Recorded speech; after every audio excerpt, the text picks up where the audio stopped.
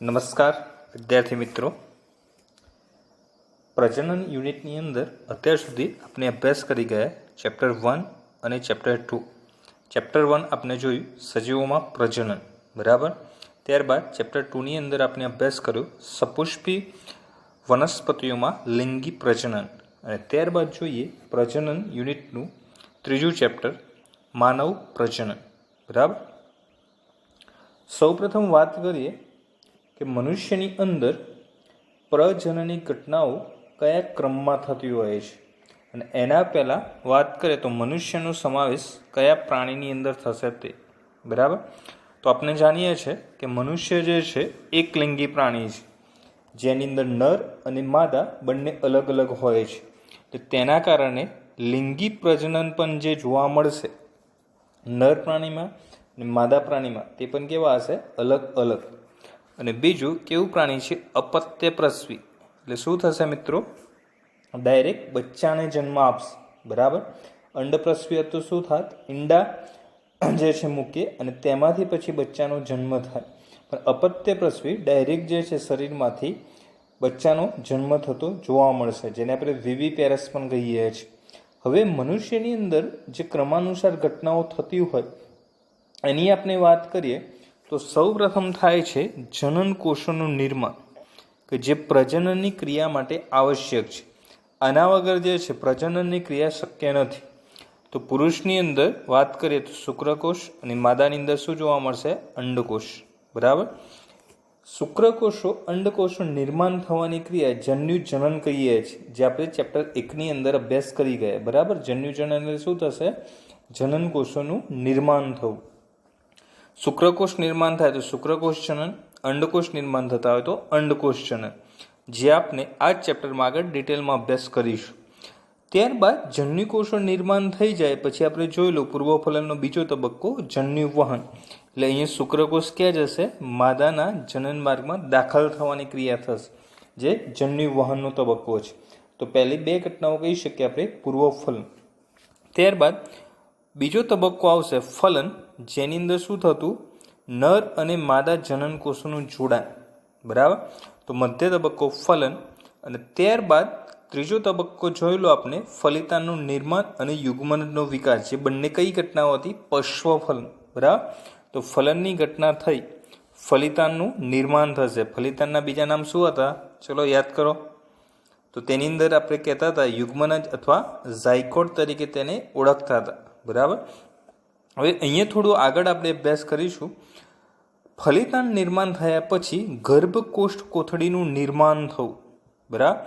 ગર્ભ જે છે એ નિર્માણ થતાં પહેલાં અમુક કોષીય અવસ્થામાં હોય, અને કોષીય અવસ્થા પછી તેના ફરતે એક આખી કોથળી જેવું નિર્માણ થશે, જેને ગર્ભકોષ્ઠ કોથળી તરીકે ઓળખવામાં આવે છે, અને જોડે જોડે તેનો વિકાસ થશે. ત્યારબાદ અવસ્થા જોવા મળશે ગર્ભાશયની દિવાલ સાથે જોડાણ, જેને કહેવાય છે ગર્ભ સ્થાપન. હવે મિત્રો આ ચેપ્ટરની અંદર 3 શબ્દો આપણા માટે ખાસ અગત્યના થશે: ગર્ભ સ્થાપન, ગર્ભધારણ અને ગર્ભ વિકાસ. ધારો કે આ ગર્ભાશય છે, બરાબર. તો જે ગર્ભાશય જે હોય એના સાથે ધારો કે આ ગર્ભ જે છે જોડાય છે, તો આ જે ગર્ભ જોડાવાની જે ઘટના હોય એ ઘટનાને કહેવાય છે ગર્ભ સ્થાપન, બરાબર. ગર્ભ સ્થાપન થયા પછી તેની અંદર ગર્ભના ક્રમિક જે છે વિકાસની ઘટનાઓ જોવા મળશે, એટલે કે વિભાજન અને વિભેદન અવસ્થાઓ જોવા મળશે. તેને શું કહેવામાં આવે છે? ગર્ભ વિકાસ. અને આ ઘટનાઓ જે થતી હોય તે દરમિયાન માતાના શરીરના સમયગાળાને ધ્યાનમાં લઈ અને એ ઘટનાને કહેવાય છે ગર્ભધારણ, બરાબર. ગર્ભ સ્થાપન એટલે ગર્ભાશય સાથે જોડાવું. ગર્ભધારણ એટલે માતાના શરીરમાં ગર્ભનો સમયગાળો, અને ગર્ભ વિકાસ એટલે જુદા જુદા અંગોની અંદર વિભાજન વિભેદનની ક્રિયા થવી, બરાબર. તો ગર્ભ સ્થાપન, ગર્ભધારણ અને ગર્ભ વિકાસ. સંપૂર્ણ વિકાસ ગર્ભનો થઈ જાય પછી માતાના શરીરમાંથી તેનો જન્મ થશે, એટલે કે બાળકનો જન્મ, અને એ ઘટના આપણે ઓળખીએ છીએ પ્રસૂતિ. અથવા અંગ્રેજીમાં જેને કહીએ છીએ પ્રેગ્નન્સી, બરાબર. તો પ્રેગ્નન્સીની જે અવસ્થા હોય તે એની અંદર આ બધા તબક્કાનો સમાવેશ થાય. બાળકનો જન્મ, પણ મોટાભાગે પ્રસૂતિ શબ્દ આપણે બાળ પ્રસવની ક્રિયા માટે વધુ યુઝ કરીએ છીએ, બરાબર. તો બાળ પ્રસવ અથવા તેને પ્રસૂતિ અથવા પ્રેગ્નન્સી તરીકે ઓળખવામાં આવે છે. આ ઘટનાઓ જે છે યૌવન આરંભ પછી થતી હોય છે. હવે યૌવન આરંભ એટલે શું કે નર અને માદાની અંદર અથવા નર અને માદા એટલા સક્ષમ મેચ્યોર થઈ ગયા હોય કે જેની અંદર શુક્રકોષ પણ નિર્માણ થતા હોય અને અંડકોષ પણ નિર્માણ થતા હોય. ત્યારબાદ જ ફલન ફલિતાંડના વિકાસની ઘટનાઓ જોવા મળે છે. એના વહેલા આ ઘટનાઓ થઈ શકતી નથી. એટલા માટે ખાસ અગત્યનું છે, આ ઘટનાઓ જોવા મળે છે યૌવન આરંભ અવસ્થા જે છે થઈ જાય એના પછી, બરાબર. હવે નર અને માદાની અંદર પ્રજનનની જે ઘટનાઓ હોય તેની અંદર કેટલોક જે છે તફાવત જોવા મળે છે.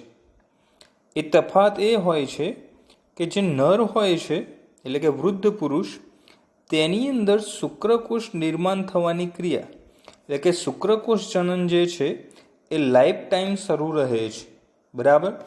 પરંતુ માદાની અંદર અંડકોષ જનન એટલે અંડકોષ નિર્માણની ક્રિયા જે છે 50 વર્ષની વય આસપાસ સ્થગિત થઈ જાય છે. હવે જો અંડકોષ જો નિર્માણ થતા નથી તો ફલનની ઘટના થઈ શકવાની નથી. જો ફલન ન થાય તો ફલિતાંડ નિર્માણ નહીં થાય અને ગર્ભ વિકાસ પણ થઈ શકશે નહીં, એટલે બાળકનો જન્મ પણ થશે નહીં. તો આના પરથી આપણે કહી શકીએ કે 50 વર્ષની વય પછી માતા બનવું જે છે એ અશક્ય છે. પરંતુ અપવાદરૂપ કિસ્સાઓ એવા પણ નોંધાયેલા છે કે વધુ વયે પણ જે છે એ સ્ત્રી માતા બનતી હોય છે, પરંતુ એ માત્ર અપવાદરૂપ કિસ્સામાં. પણ મોટા ભાગે 50 વર્ષની વયે જે છે અંડકોષ નિર્માણની ક્રિયા સ્થગિત થઈ જાય એટલે કે ઋતુચક્ર મેન્સ્ટ્રુએશન સાયકલ જે છે એ સ્ટોપ થઈ જતી હોય છે. તો આ બધી જ ઘટનાઓ જે છે આપણે ડિટેલમાં આ ચેપ્ટરની અંદર અભ્યાસ કરવાનો છે, બરાબર. તો પૂર્વફલનની ઘટનાઓ, ફલનની ઘટનાઓ અને પશ્વફલન જે આપણે ડિટેલમાં આગળ અભ્યાસ કરીશું. તો સૌપ્રથમ હવે જોઈએ કયા કયા તંત્રો જે છે આવેલા છે, બરાબર. તો સૌપ્રથમ આપણે અભ્યાસ કરીએ નર પ્રજનન તંત્ર. તો નર પ્રજનન જે છે સવિસ્તાર વર્ણવો અથવા તેના વિવિધ ભાગો આકૃતિ દોરી શુક્રોત્પાદક નલિકાઓ વર્ણવો, બરાબર. તો હવે સૌપ્રથમ આકૃતિ પહેલાં આપણે એનું સ્થાનની વાત કરીએ કે જે નર પ્રજનન તંત્રમાં શુક્રપિંડનો જે સમાવેશ થતો હોય તે કઈ જગ્યાએ આવેલા હોય છે. હવે શુક્રપિંડ એક ગ્રંથિ તરીકે આપણે ધોરણ 11ની અંદર પણ અભ્યાસ કરી ગયા છે, બરાબર. પણ ત્યાં માત્ર એક અંતઃસ્ત્રાવી ગ્રંથિ તરીકે અભ્યાસ કરેલો ટેસ્ટોસ્ટેરોન, પણ અહીંયા આપણે એની રચના પણ ડિટેલમાં સમજીશું, બરાબર. તો સૌપ્રથમ હવે સ્ટાર્ટ કરીએ આપણે નર પ્રજનન તંત્ર. તો નર પ્રજનન તંત્રની અંદર વાત કરીએ તો તે આવેલું હોય છે નિતંબ પ્રદેશની અંદર. તો નિતંબ પ્રદેશ એટલે કે જે કેડનો પ્રદેશ આપણે કહેતા હોઈએ છીએ, બરાબર, કમળનો પ્રદેશ. તો એ પ્રદેશની અંદર આપણે નિતંબ મેખલા ભણેલા છે કે જ્યાં કરોડસ્તંભ જે છે નીચે જોડાવાની રચના થતી હતી, બરાબર. તો એ જે નિતંબ મેખલાવાળો જે પ્રદેશ હોય છે એ જ ઓળખાય છે નિતંબ પ્રદેશ તરીકે. તો નિતંબ પ્રદેશમાં આખું નર પ્રજનન તંત્ર આવેલું હોય છે.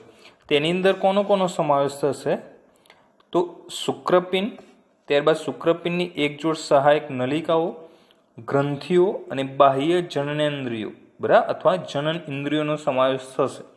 તો સહાયક નલિકાઓ ભાગ ભજવશે, ગ્રંથિઓ અને બાહ્ય જનન ઇન્દ્રિયો, બરાબર. તો નિતંબ પ્રદેશ અથવા પેલ્વિસ. હવે નીટની જે તૈયારી કરતા હોય એના માટે ખાસ અગત્યનું આ ચેપ્ટરની અંદરથી અંગ્રેજી નામ પણ યાદ રાખવા એટલા જ અગત્યના છે, બરાબર. કારણ કે અમુક શબ્દો જે છે આ ચેપ્ટરમાં ડાયરેક્ટ અંગ્રેજી નામ પરથી પૂછાતા હોય છે, તો એ પણ આપણે જોડે જોડે યાદ રહેતા રહીશું, બરાબર. તો હવે શરૂઆત કરીએ. પ્રથમ શુક્રપિંડ. શુક્રપિંડને ટેસ્ટિસ તરીકે પણ ઓળખવામાં આવે છે. શુક્રપિંડનું સ્થાન થશે નરની અંદર ઉદર ગુહાની બહાર, બરાબર. અંડપિંડ ક્યાં હોય? માદામાં ઉદર ગુહાની અંદર. પણ શુક્રપિંડ ક્યાં થશે? ઉદર ગુહાની બહાર કેટલા હોય? એક જોડ. અને ઉદર ગુહાની બહાર કઈ રચનામાં? તો વૃષણ કોથળીમાં. આ જે રચના અહીંયા દેખાય છે, આ જે રચના દેખાય છે, આ બહારનો ભાગ છે વૃષણ કોથળી, અને એની અંદર જે છે આ અંડાકાર જે રચના દર્શાવેલી છે એ શું છે? શુક્રપિંડ. તો આખો આ જે પ્રદેશ કહેવાશે નિતંબ પ્રદેશ, તેની અંદર વૃષણ કોથળી નીચેની તરફ, અને વૃષણ કોથળીની અંદર આવેલા હોય છે શુક્રપિંડ. અહીંયા જે છે આ જે ભાગ જે છે એ કયો છે? શુક્રપિંડ, કે જે વૃષણ કોથળીની અંદર આવેલો હોય છે અને અંડાકાર રચના છે. બરાબર. હવે સામાન્ય રીતે જે શરીરનું તાપમાન હોય એના કરતાં વૃષણ કોથળીનું જે તાપમાન હોય છે તે શરીર કરતાં 2 થી 2.5 ડિગ્રી સેન્ટીગ્રેડ નીચું હોય છે. બરાબર. ધારો કે બોડી ટેમ્પરેચર 37 ડિગ્રી સેન્ટીગ્રેડ છે, તો વૃષણ કોથળીનું તાપમાન જે છે 35 ડિગ્રીની આસપાસ હશે. કેમ? આવું થવાનું કારણ એ છે શુક્રકોષ જનનની ક્રિયા યોગ્ય રીતે થઈ શકે. એટલે કે જે શુક્રકોષ જે નિર્માણ થવા માટે શરીર કરતાં થોડુંક નીચું તાપમાન હોવું જરૂરી છે. એટલા માટે વૃષણ કોથળીનું જે તાપમાન હોય તે સામાન્ય શરીરના તાપમાન કરતાં 2 થી 2.5 ડિગ્રી સેન્ટીગ્રેડ નીચું જોવા મળે છે. બરાબર. શુક્રપિંડના આકારની વાત કરીએ તો આકાર જોવા મળશે અંડાકાર, જે હમણાં આપણે આકૃતિમાં જોયું. લંબાઈ હોય 4 થી 5 સેન્ટીમીટર. અહીં તમે આકાર જોઈ શકો છો કે શુક્રપિંડનો આકાર છે અંડાકાર, લંબાઈ જોવા મળે 4 થી 5 સેન્ટીમીટર. આ જે ઊભી રચના જે જોવા મળશે ઊભી, બરાબર, 4 થી 5 સેન્ટીમીટર. અને આ જે છે પહોળાઈ એ કહી શકીએ 2 થી 3 સેન્ટીમીટર જેટલી જોવા મળે છે. તો લંબાઈ 4 થી 5 સેન્ટીમીટર અને પહોળાઈ કેટલી થશે? 2 થી 3 સેન્ટીમીટર. આખું શુક્રપિંડ જે છે એટલે કે દરેક શુક્રપિંડ, જે 2 શુક્રપિંડ હોય એ બંને સઘન આવરણ વડે આવરિત હોય છે. આમ તો જે આવરણ જે હોય છે તેને કહેવાય છે ટ્યુનિકા આલ્બુજિનિયા. બરાબર. તો સઘન આવરણ વડે આવરિત હોય જે કહેવાય છે ટ્યુનિકા આલ્બુજિનિયા તરીકે. હવે દરેક શુક્રપિંડ જે હોય એ આશરે 250 ખંડો ધરાવે છે, જેને શુક્રપિંડીય ખંડિકાઓ અથવા ટેસ્ટિક્યુલસ લોબ્યુલ્સ તરીકે ઓળખવામાં આવે છે. અહીંયા જોઈએ આકૃતિમાં તો જો અહીંયા જે છે આ શુક્રપિંડનો છેદ છે. બરાબર. આ શુક્રપિંડનો ભાગ છે આખો, ને એની અંદર જે આ ખંડ દેખાય છે 1 2 3 4 5 6 7 8 9 જેટલા ખંડ, તો એ જે છે ઓળખાય છે શુક્રપિંડ ખંડિકાઓ તરીકે. બરાબર. શુક્રપિંડ પછી જોઈએ શુક્રોત્પાદક નલિકાઓ. હવે મિત્રો અહીં નામ પરથી જ આપણને થોડો આઈડિયા આવવો જોઈએ કે કાર્ય શું હશે. તો શુક્રકોષોનું ઉત્પાદન કરતી નલિકાઓ, એટલા માટે નામ શું છે? શુક્રોત્પાદક નલિકાઓ અથવા સેમિનિફેરસ ટ્યુબ્યુલ્સ તરીકે જેને ઓળખવામાં આવે છે. હવે આપણે શુક્રપિંડની રચના જોઈ, તેની અંદર જોયેલું કે અનેક જે છે શુક્રપિંડ ખંડિકાઓ આવેલી હતી. બરાબર. આ રીતની અનેક જે છે શુક્રપિંડ ખંડિકાઓ હાજર હતી. હવે જે પ્રત્યેક શુક્રપિંડ ખંડિકા હોય તેની અંદર 1 થી 3 જેટલી ખૂબ જ ગૂંચળામય નલિકાઓ જે હાજર હોય તેને કહેવાય છે શુક્રોત્પાદક નલિકાઓ. બરાબર. ફરીથી શુક્રોત્પાદક નલિકાનું સ્થાન ક્યાં થશે? તો જે દરેક શુક્રપિંડ હોય તેની અંદર 250 જેટલી શુક્રપિંડ ખંડિકાઓ હોય, અને એ શુક્રપિંડ ખંડિકાઓની અંદર પ્રત્યેક શુક્રપિંડ ખંડિકા જે હોય એ 1 થી 3 જેટલી શુક્રોત્પાદક નલિકાઓ ધરાવતી હોય, જે આકૃતિમાં આપણે જોઈ શકીએ છીએ ખૂબ જ ગૂંચળામય. બરાબર. હવે ગૂંચળામય હોય તો લંબાઈ પણ કેવી હશે? ખૂબ વધારે જોવા મળશે. બરાબર. ત્યારબાદ જે પ્રત્યેક શુક્રોત્પાદક જે નલિકા હોય તેની અંદરની બાજુ 2 પ્રકારના કોષો આવેલા હોય. એક કોષો કહેવાય નરજનન અથવા આદિ શુક્રકોષો, અને બીજા સરટોલી કોષો તરીકે ઓળખવામાં આવે છે. હવે આદિ શુક્રકોષો જે હોય અથવા નરજનન કોષો, તેમાંથી અર્ધીકરણ દ્વારા આગળ જતાં શુક્રકોષો નિર્માણની ક્રિયા થશે, કારણ કે શુક્રોત્પાદક નલિકાનું કાર્ય શું? શુક્રકોષો ઉત્પન્ન કરવાનું. તો એ શેમાંથી ઉત્પન્ન થશે? નરજનન કોષો અથવા આદિ શુક્રકોષ. હવે આ કોષો ઉત્પન્ન થતા હોય ત્યારે તેને પોષણ પણ મળવું જરૂરી છે.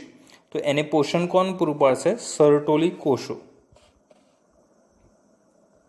અહીંયા શુક્રોત્પાદક નલિકાના છેદની અંદર જોઈ શકીએ છીએ કે નીચેની તરફ જે છે આ હાજર છે આદિ શુક્રકોષ અથવા નરજનન કોષ જેને કહેવાય છે, અને બીજા છે સર્ટોલી કોષ. આ આદિ શુક્રકોષ જે છે એ ક્રમાનુસાર એમાં અર્ધીકરણ થશે અને ધીમે ધીમે ક્રમાનુસાર વિકાસ પામશે. પહેલાં પ્રાથમિક પૂર્વ શુક્રકોષ, ત્યારબાદ તેમાંથી દ્વિતીયક પૂર્વ શુક્રકોષ, પ્રશુક્રકોષ અને શુક્રકોષ. એટલે કે પ્રાથમિક, દ્વિતીયક, આ બંનેમાં પાછળ શબ્દ લાગશે પૂર્વ શુક્રકોષ, બરાબર. પછી પ્રશુક્રકોષ અને શુક્રકોષ, ચારે ચાર ક્રમાનુસાર નિર્માણ થશે. આ જ્યારે નિર્માણ થતા હોય ત્યારે તેમને પોષણ પૂરું પાડશે સર્ટોલી કોષો. તો આ બે પ્રકારના કોષો આવેલા અંદરની તરફ, આદિ શુક્રકોષ અને એના સાથે સર્ટોલી કોષ, બરાબર. એ સિવાય જે બહારનો જે ભાગ વધ્યો હોય જેને આપણે કહીએ છીએ આંતરાલીય અવકાશ. આ આંતરાલીય અવકાશ જે હોય તેમાં હાજર હોય નાની રુધિરવાહિનીઓ અને આંતરાલીય કોષો, અથવા આંતરાલીય કોષોને લેડિંગના કોષો પણ કહેવાય છે, જે આપણે અંતઃસ્ત્રાવી તંત્રની અંદર આ કોષો ભણી ગયા છે, બરાબર. તો નાની રુધિરવાહિનીઓ હાજર હોય આંતરાલીય કોષો અથવા લેડિંગના કોષો, જે એન્ડ્રોજન્સ તરીકે ઓળખાતા શુક્રપિંડીય અંતઃસ્ત્રાવનું સંશ્લેષણ અને સ્ત્રાવ કરે છે, બરાબર. હવે યાદ કરો, શુક્રપિંડીય અંતઃસ્ત્રાવ કયો થતો હોય? ટેસ્ટોસ્ટેરોન, બરાબર. તો એન્ડ્રોજન્સ તરીકે ઓળખાતા અંતઃસ્ત્રાવનું સંશ્લેષણ અને સ્ત્રાવ ક્યાં થશે? લેડિંગના કોષ. હવે એનાથી પણ ખાસ અગત્યનું, આ કોષો સિવાય એટલે કે આંતરાલીય અને લેડિંગ કોષો સિવાય એક બીજા પણ અન્ય કોષો હાજર હોય જેનું કાર્ય હોય છે રોગ પ્રતિરક્ષા. આ ખાસ અગત્યનું છે, કારણ કે શુક્રપિંડની અંદર પણ એવી રચના છે કે જે રોગ પ્રતિરક્ષા સાથે જોડાયેલી છે, બરાબર. તો એ ક્યાં હાજર હોય છે? શુક્રોત્પાદક નલિકાની અંદર. તો શુક્રોત્પાદક નલિકામાં મુખ્યત્વે 4 પ્રકારના કોષો આપણે યાદ રાખીશું. અંદરની બાજુએ 2 કોષો, એક નરજનન કોષ અને બીજા સર્ટોલી. આમાંથી અર્ધીકરણ દ્વારા શુક્રકોષ નિર્માણ થાય, આ એને પોષણ પૂરું પાડશે. આંતરાલીય અવકાશમાં શું હોય? નાની રુધિરવાહિની, કારણ કે આ કોષોને પણ પોષણ પૂરું મળવું જરૂરી છે. તો રુધિરવાહિનીઓ રુધિરની અંદર પોષક તત્વો લઈ જતા હોય અને એને પોષણ પૂરું પાડશે, બરાબર. અને બીજું, અન્ય કોષો જે આવેલા હોય જે રોગ પ્રતિરક્ષાનું કાર્ય કરશે. આંતરાલીય કોષો અથવા લેડિંગના કોષો જે હોય એ એન્ડ્રોજન્સ તરીકે ઓળખાતા શેનો સ્ત્રાવ કરશે? શુક્રપિંડીય અંતઃસ્ત્રાવ. તો આ બીજી રચના ખાસ અગત્યની શુક્રોત્પાદક નલિકાઓ, બરાબર. આપણને આ આકૃતિ જે છે યાદ રાખવાની છે, અને કોઈક વખત 2 અથવા 3 માર્ક્સમાં આકૃતિ દોરી નામનિર્દેશન કરો, અથવા ડાયરેક્ટ ક્વેશ્ચન જે છે MCQ સ્વરૂપે, ક્વેશ્ચન માર્ક સ્વરૂપે પણ પૂછાઈ શકે. અથવા આમાંથી બીજા પ્રશ્નો એ પૂછાઈ શકે કે આદિ શુક્રકોષમાંથી નિર્માણ થતા શુક્રકોષને અથવા પરિપક્વ શુક્રકોષને ક્રમાનુસાર ગોઠવો. તો આ ફર્સ્ટ થશે, આ સેકન્ડ, થર્ડ અને આ ફોર્થ, બરાબર. તો આ 4 ક્રમમાં જે છે એ નિર્માણ થવાની ઘટના થશે. તો અત્યાર સુધી આપણે 2 રચના જોઈ, શુક્રપિંડ અને શુક્રોત્પાદક નલિકાઓ. ફરીથી યાદ કરો, શુક્રપિંડની અંદર અનેક ખંડો હતા, એને શું કહેતા? શુક્રપિંડ ખંડિકાઓ, જે કેટલી હતી? 250 જેટલી. એ પ્રત્યેક શુક્રપિંડ ખંડિકામાં શું હોય કે 1 થી 3 જેટલી શુક્રોત્પાદક નલિકાઓ, અને એ પણ કેવી છે? ખૂબ જ ગુંજળામય. એટલે લંબાઈ કેવી જોવા મળશે? વધુ જોવા મળતી. એની અંદર અહીં ચર્ચા કરી તેવા 4 પ્રકારના કોષ, બરાબર. ત્યારબાદ ત્રીજા ક્રમે આવશે સહાયક નલિકાઓ. સહાયક નલિકાઓની અંદર મુખ્યત્વે 4 બાબતોનો સમાવેશ થાય છે. વૃષણજાળ અથવા રેડ ટેસ્ટિસ તરીકે જેને ઓળખવામાં આવે છે, શુક્રવાહિકાઓ વાઝા એફ્રેન્સિયા, અધિવૃષણ નલિકા એપિડીડાયમિસ અને શુક્રવાહિની વાસ ડેફરન્સ. આપણે વાસ ડેફરન્સ અને વાસ એફ્રેન્સિયા, વાઝા એફ્રેન્સિયા બંને અંગ્રેજી શબ્દો ખાસ, એમાં શુક્રવાહિની ખાસ યાદ રાખીશું. વાસ ડેફરન્સ એટલા માટે કે ચેપ્ટર 4ની અંદર એક વંધીકરણની ટેકનિક આવશે, વાઝેક્ટોમી. તો વાઝેક્ટોમી શબ્દ જે છે એ શેના પરથી આપેલો છે? વાસ ડેફરન્સ, જેની અંદર શુક્રવાહિની ઉપર ક્રિયા થતી હોય છે, એને બાંધવામાં આવે, કટ કરવામાં આવે અથવા કટ કરીને બાંધી દેવામાં આવે, જેનાથી શુક્રકોષો આગળ વહન પામી શકશે નહીં. તો વાસ ડેફરન્સ શબ્દ શુક્રવાહિની માટે વપરાય છે અને એના પરથી ટેકનિક છે વાસેક્ટોમી. બરાબર. તો સહાયક નલિકાઓની અંદર 4 છે, જે વારા પરથી સમજીએ. સૌ પ્રથમ જે વૃષણજાળ જે હોય એ વૃષણજાળનું કાર્ય હોય છે શુક્રોત્પાદક નલિકાઓ અને શુક્રવાહિકાને જોડવાનું. શા માટે? કારણ કે જે શુક્રોત્પાદક નલિકામાં જે શુક્રકોષો ઉત્પન્ન થયા એ કોના મારફતે શુક્રવાહિકામાં આવશે? તો વૃષણજાળ મારફત. બરાબર. હવે શુક્રવાહિકા ક્યાં છે તે જોઈએ.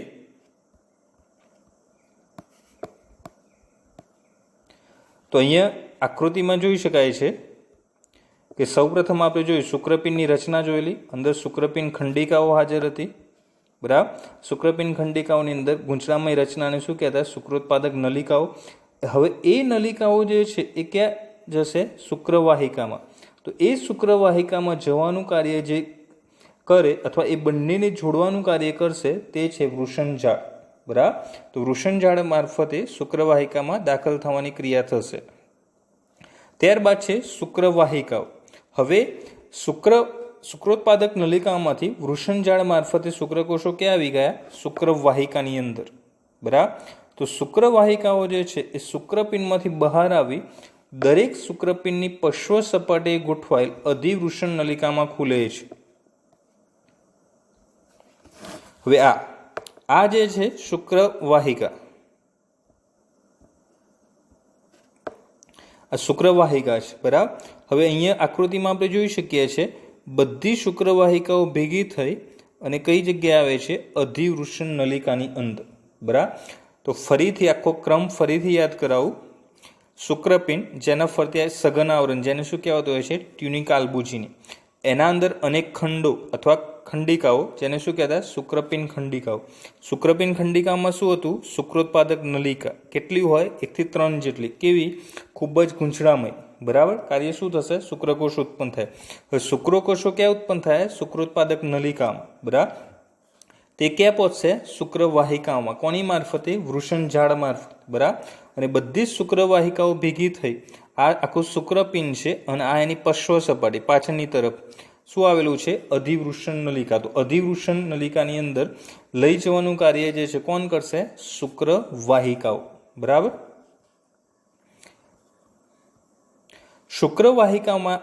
શુક્રવાહિકાઓ જે છે અધિવૃષણ નલિકામાં લઈ ગઈ. બરાબર.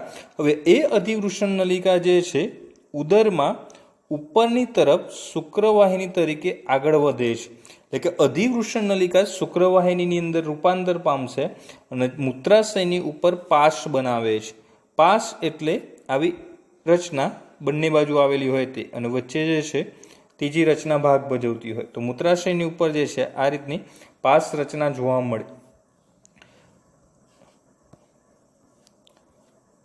આ આકૃતિમાં જોઈએ એટલે થોડો આઈડિયા આવે. તો અહીંયા આપણે જોઈ શકીએ છીએ શુક્રપિંડ ખંડિકાઓ. બરાબર. શુક્રપિંડ ખંડિકાઓમાંથી શું નીકળતું હતું? કે જે શુક્રકોષ ઉત્પન્ન થતા ક્યાં પહોંચે? શુક્રવાહિકામાં. બરાબર. લઈ જવાનું કાર્ય કોણ કરતું? વૃષણજાળ. શુક્રવાહિકાઓ બધી ક્યાં ખુલતી? અધિવૃષણ નલિકા. અધિવૃષણ ક્યાં ખુલશે? શુક્રવાહિનીની અંદર. અને એ શુક્રવાહિની જે છે આગળ વધી શું બનાવે? મૂત્રાશયના ફરતે આ પાસ, આજુબાજુની જે રચના હોય તેને આપણે પાસ, બંને બાજુ આવેલી હોય ટૂંકમાં. બરાબર. તેને પાસ તરીકે ઓળખવામાં આવે. શેના ફરતે બનાવે? મૂત્રાશયના ફરતે.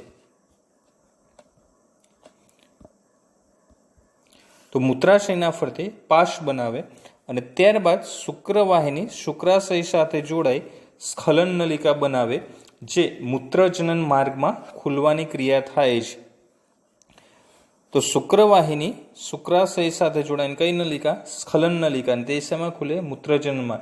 તો ફરીથી ક્રમ યાદ કરો. પહેલા શુક્રપિંડ ખંડિકાઓ, ત્યારબાદ શુક્રપિંડ ખંડિકાઓ પછી એમાં નિર્માણ થશે શુક્રકોષો. શુક્રકોષો ક્યાં પહોંચશે? શુક્રવાહિકામાં. કોના મારફતે? વૃષણ ઝાડ મારફતે. શુક્રવાહિકા ક્યાં ખુલે?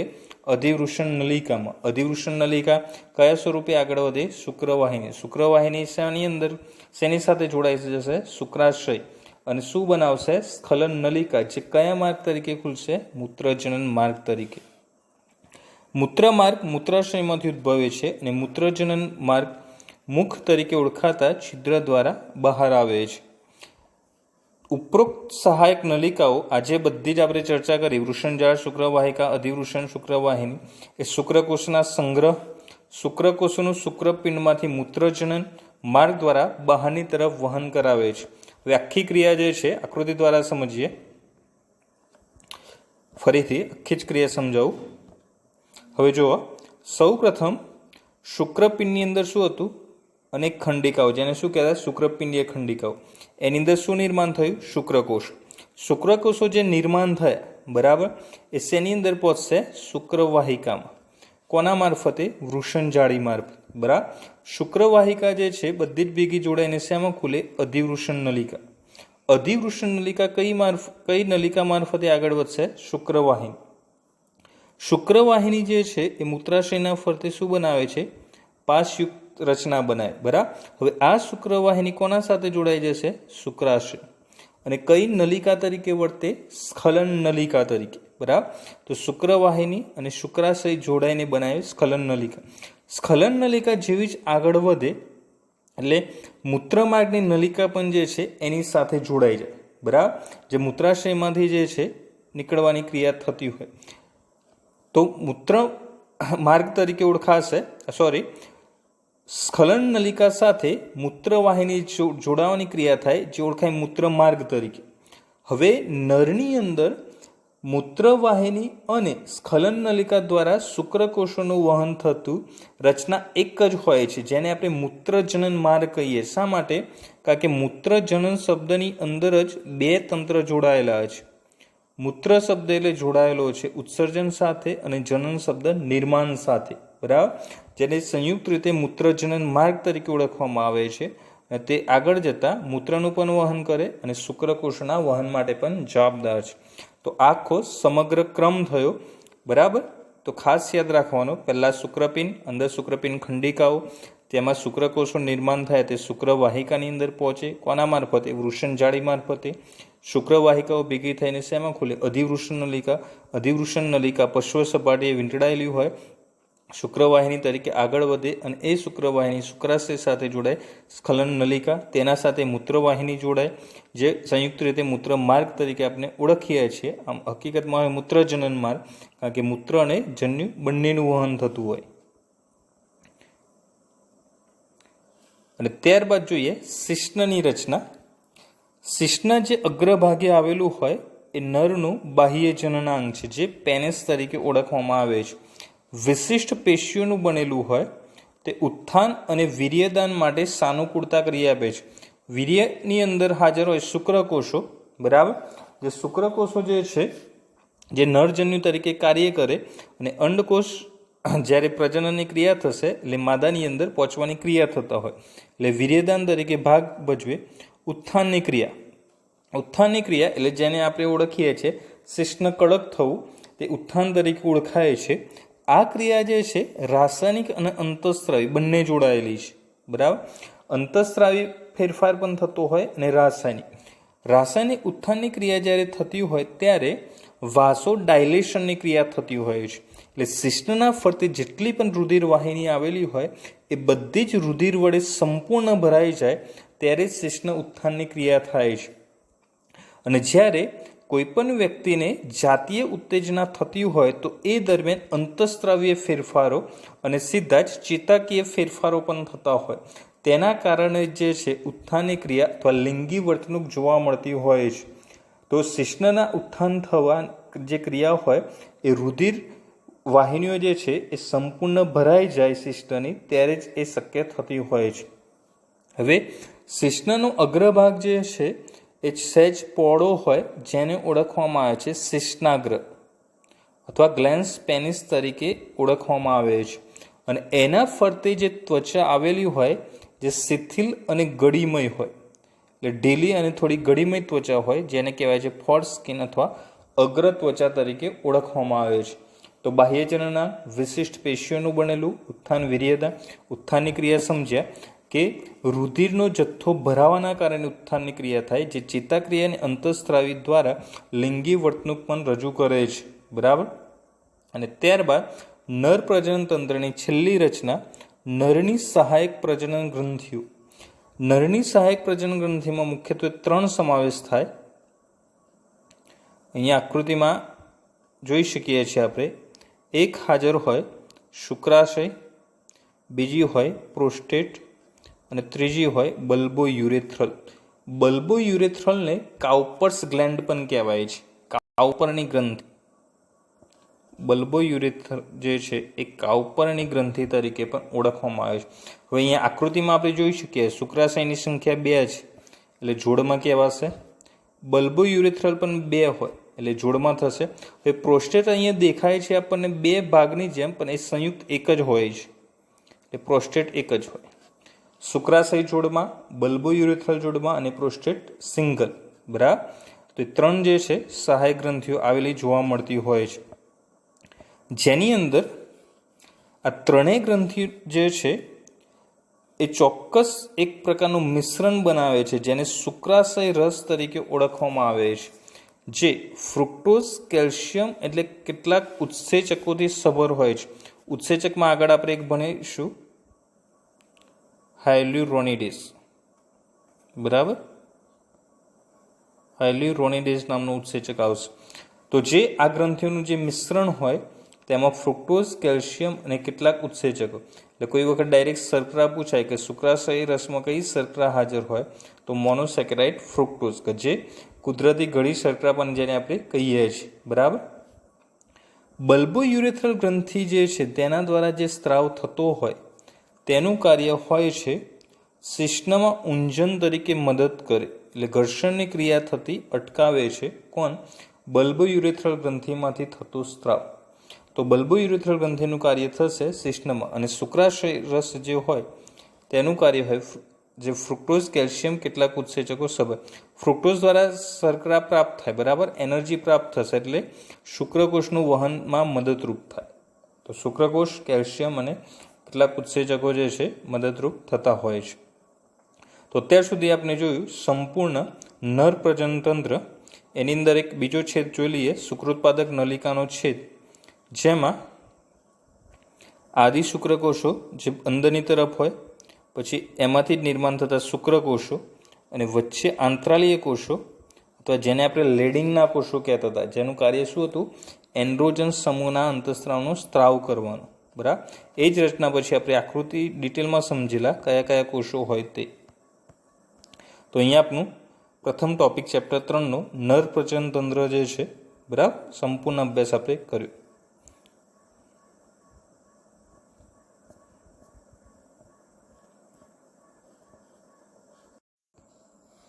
મનુષ્ય એકલિંગી અને અપત્ય પ્રસવી પ્રાણી છે, જેમાં નરમાં બાહ્યજનના અંગ તરીકે શિશ્ન હાજર હોય છે, જ્યારે માદામાં વુલ્વા નામની રચના જોવા મળે છે. નરની અંદર શુક્રપિંડ આવેલા હોય જે નર જાતીય અંતઃસ્ત્રાવનો સ્ત્રાવ કરે છે, જ્યારે માદાની અંદર અંડપિંડ આવેલા હોય જે માદા જાતીય અંતઃસ્ત્રાવનો સ્ત્રાવ કરે છે. નર પ્રજનન તંત્રની વાત કરીએ તો તેની અંદર તે આવેલો હોય છે નિતંબ પ્રદેશની અંદર. બરાબર. નિતંબ પ્રદેશમાં આવેલી મુખ્ય રચના હોય નર પ્રજનન તંત્રની તો તે છે શુક્રપિંડ.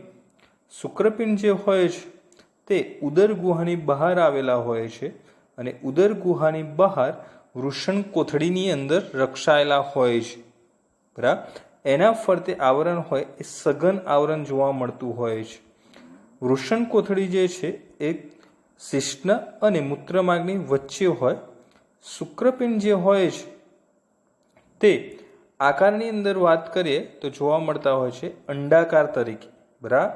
એની રચના અંડાકાર જોવા મળતી હોય છે, અને સંપૂર્ણ વૃષણ કોથળીથી આવરિત હોય, જેનું તાપમાન શરીરના તાપમાન કરતાં શરીરનું જે તાપમાન હોય તેના કરતાં 2 થી 2.5 ડિગ્રી સેન્ટીગ્રેડ નીચું જોવા મળતું હોય છે, જેના કારણે શુક્રકોષ જનનની ક્રિયા સરળતાથી થઈ શકે.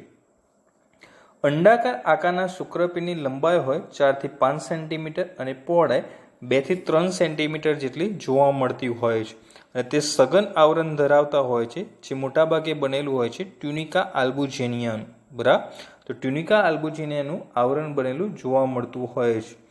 પ્રત્યેક શુક્રપિંડની અંદર 250 જેટલી શુક્રપિંડ ખંડિકાઓ આવેલી જોવા મળતી હોય છે.